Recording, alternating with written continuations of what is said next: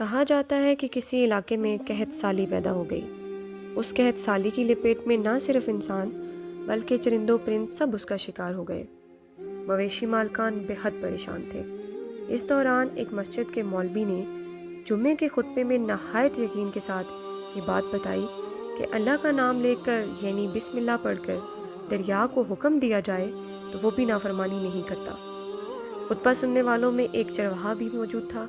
مولوی کی یہ بات اس کے دل میں اتر گئی اور اس بات پر اس کا یقین کامل ہو گیا۔ اس نے واپس آ کر اپنی بکریاں کھولیں اور سیدھا دریا پر چلا گیا۔ اونچی آواز سے بسم اللہ الرحمن الرحیم پڑھا اور دریا کو کہا کہ وہ اپنی بکریاں چروانے کے لیے دوسرے پار جانا چاہتا ہے اور اسے کہا کہ مجھے اپنے اوپر سے گزرنے دو۔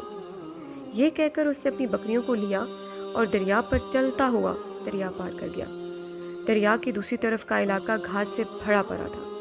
درختوں کے پتے بھی سلامت تھے کیوں کسی کو یہاں تک آنے کی رسائی نہیں تھی۔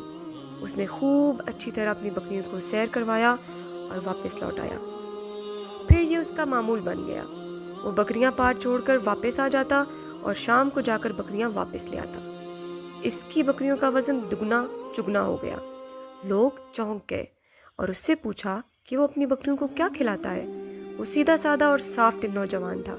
اس نے صاف صاف بات بتا دی کہ جناب میں تو بسم اللہ الرحمن الرحیم پڑھ کر دریا پر چل کر اپنی بکریاں دوسری طرف چروانے لے جاتا ہوں۔ یہ بات سب نے سنی مگر کسی نے اس چرواہے کی بات پر یقین نہیں کیا کیونکہ یہ بات ناقابل یقین تھی۔ مگر بات ہوتے ہوتے مولوی صاحب کے پاس پہنچ گئی۔ مولوی صاحب نے اس چرواہے کو بلایا اور سارا ماجرا پوچھا۔ اس چرواہے نے مولوی صاحب کو ہی حوالہ بنا لیا کہ مولوی صاحب میں تو آپ کا شکریہ ادا کرنے والا تھا۔ آپ نے جمعہ کے خطبے میں جو نسخہ بتایا تھا کہ بسم اللہ کہہ کر دریا کو بھی حکم دو تو وہ بھی انکار نہیں کرتا، تو میں تو بس آپ کے نسخے پر ہی عمل کر رہا ہوں۔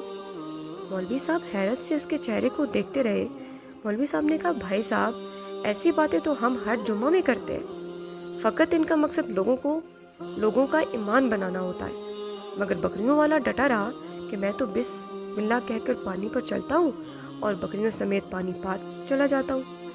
آخر کار مولوی صاحب نے صبح خود یہ تجربہ کرنے کی ٹھانی، جسے دیکھنے چرواہے سمیت پورا علاقہ بھی آ گیا۔ مجمع زیادہ تھا۔ مولوی صاحب نے ایک دو بار سوچا کہ انکار کر دوں کہ کہیں ڈوب نہ جاؤں، مگر وہ جو مولوی صاحب کو کندھے پر اٹھا کر لائے تھے اب بھی جوش و خروش سے اللہ اکبر کے نعرے لگا رہے تھے اور مولوی صاحب کے حق میں تعریفیں کر رہے تھے۔ آخر کار مولوی صاحب نے اپنے ڈر کو دور کرنے کے لیے ایک رسہ منگوایا۔ پہلے اسے ایک درخت کے ساتھ باندھا، پھر اپنی کمر کے ساتھ باندھا، پھر ڈرتے ڈرتے ڈھیلا ڈھالا بسم اللہ پڑھا اور دریا پر چلنا شروع ہو گئے۔ مگر پہلا پاؤں ہی رکھا تھا کہ پانی میں گر گئے۔ مولوی صاحب ڈبکیاں کھانے لگے اور پانی کے بہاؤ میں بہنا شروع ہو گئے۔ لوگوں نے کھینچ کر باہر نکالا۔ مولوی صاحب کی اس حرکت نے چرواہے کو پریشان کر دیا کہ مولوی صاحب کی بسم اللہ کو یہ کیا ہو گیا ہے، کیونکہ اس کا یہ روز کا معمول تھا۔ اس نے اپنے یقین میں کوئی فرق نہ آیا۔ اس نے بسم اللہ کہہ کر بکریوں کو پانی کی طرف اشارہ کیا اور خود ان کے پیچھے چلتا ہوا پار چھوڑ کر واپس بھی آ گیا۔ لوگ اسے ولی اللہ سمجھ رہے تھے اور اس کے حق میں نعرے لگا رہے تھے، مگر وہ سب سے بے نیاز سیدھا سادہ انسان تھا۔ مولوی صاحب کے پاس پہنچا اور کہا مولوی صاحب میں آپ کی بسم اللہ کی تعریف سے کافی پریشان تھا، مگر پانی پر چلتے ہوئے مجھے آپ کی بسم اللہ کی بیماری کا پتہ چل گیا۔